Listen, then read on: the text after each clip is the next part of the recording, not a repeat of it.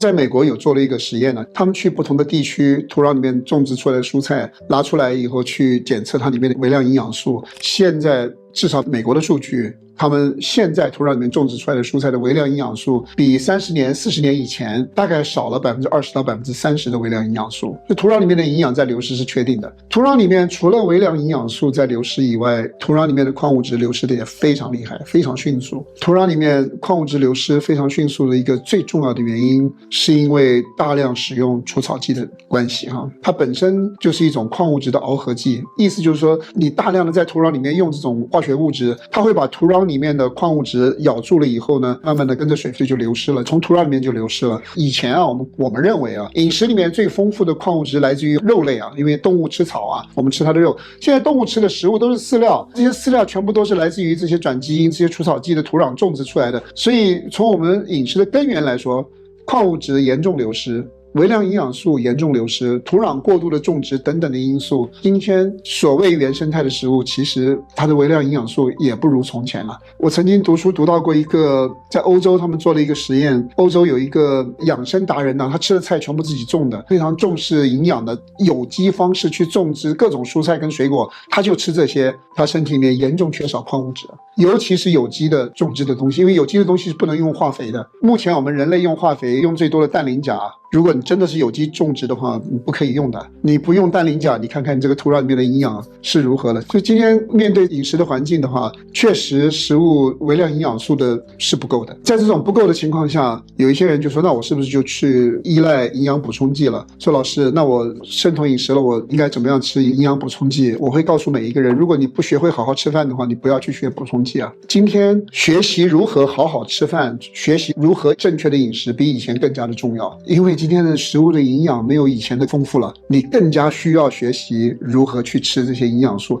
没有任何一个营养补充剂可以代替食物。营养补充剂英文叫做 supplement， 中文叫做补充剂，这名字是起的对的，补充剂是补充食物的不足的，它不可以代替食物里的营养的。很多人以为我每天吃了复合维生素，我每天吃了多种维生素就够了。我告诉你，我最不要吃的就是多种维生素跟多种矿物质。一粒补充剂就这么大一粒，它可以涵盖所有的微量营养素跟矿物质，就是一种属于大概什么都有什么都不够的状态。你吃完了以后，你以为你什么都有什么都够了，然后你就不重视你的营养了，这行不通的好了，所以从我的角度来看，营养补充剂有没有必要？我认为有绝对的必要。我自己在看待营养补充剂的时候，我把营养补充剂分成了好几类。第一类呢，我自己给它起的名字叫做 essential， 必要的、必须的，我认为每个人都需要的。第一类的矿物质，多种矿物质，因为土壤里面严重的流失，尤其是镁钾啦、碘钙这些东西，土壤里面流失的很厉害。多种矿物质有10几种。为什么我认为这个是第一个必须要的呢？我们身体里面有数量庞大的细胞，每一个细胞是一个独立工作的个体，细胞里面也有器官叫做细胞器，细胞里面有液体，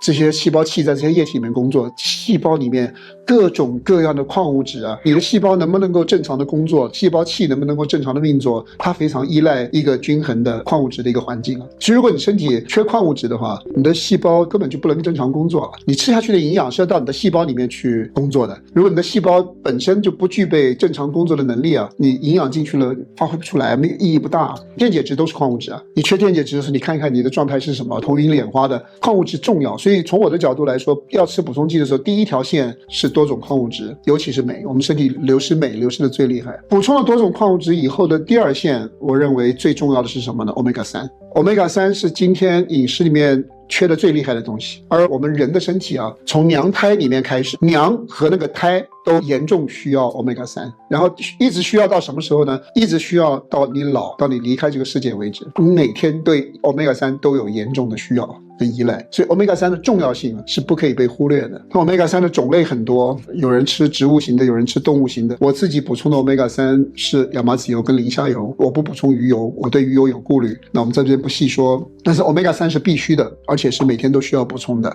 因为 Omega 3吃到身体里面以后，它半衰期只有几天的时间有的时候吃有的时候不吃的话，你身体会不够的。所以矿物质 Omega 3是必须的。然后呢，第三个必须的东西比较少人重视是维生素 D3。目前国际卫生组织还有各个医疗机构对人身体里面究竟需要多少维生素 D3 过分的低估了。自从人类穿上衣服以后，我们普遍的维生素 D3 都不足你看如果你们生过孩子，喂母乳的时候，医生都会跟你说的，说母乳里面没有维生素 D 的，所以喂母乳的孩子，医生都会提醒你要给婴儿补充维生素 D， 维生素 D 很重要啊。为什么母乳里面没有维生素 D 啊？母乳里面不可以缺任何一种营养，母乳的营养一定是完整的。可是现在的母乳里面没有维生素 D， 我告诉你们，在美国有一个大学的教授带着团队做过研究，母乳里面之所以没有维生素 D， 是因为母亲身体里面维生素 D 很低啊。那根据现在卫生组织定出来的标准，如果按照那个标准理想的标准的话，母乳里面是没有维生素 D 的，要比那个标准高1倍还要多的时候，母乳里面就出现维生素 D 了。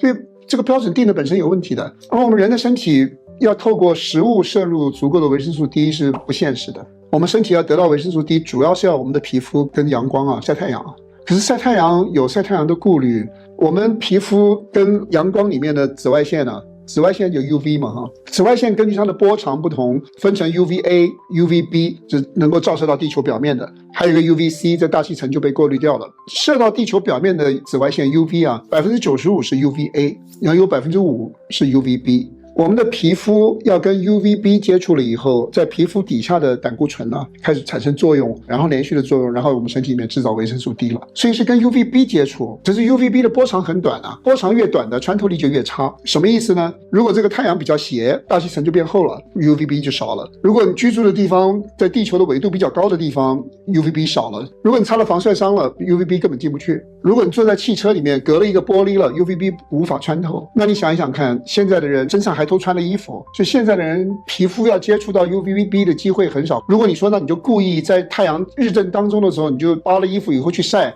你有得皮肤癌的顾虑，晒多了会出毛病。所以我认为补充维生素 D 是必须的。那维生素 D3 跟维生素 K2 我是一块吃的，为什么原因呢？维生素 D 补充了以后，它是一种类似激素的东西，类似荷尔蒙的东西，它是威力很强大的一种东西。我们吃了维生素 D3 了以后呢，它会刺激到我们的副甲状腺，然后呢制造激素，通知我们的小肠多吸收一些钙到我们的身体里面来，我们的小肠吸收钙的能力就会增加，会把我们食物里面吃进去的钙吸收进来。可是食物里面的钙吸收到我们的血液里面，那钙我们希望它去哪里呢？钙我们希望它到骨骼啊，可是它在我们的血液里面，它不会自己就跑到骨骼去的。那如果我们血液里面的钙太多了，我们会生病的，血钙太多或者是血钙太低，我们都会出毛病的。所以这个时候补充维生素 K2 就是一个很好的办法。补充维生素 K2 可以帮助我们身体把钙带到我们的骨骼里面去了。所以我们吃高剂量的维生素 D 的时候呢，一定要配合维生素 K2 来吃，这样就比较安全了，就避免了血钙过高了。所以这是第三个，我刚刚讲了矿物质 Omega 3，然后呢维生素 D 是必须的。接下来就是一些抗氧化剂了。抗氧化剂的话就看人了，年纪轻一点的人呢，我建议大家维生素 C 跟维生素 E，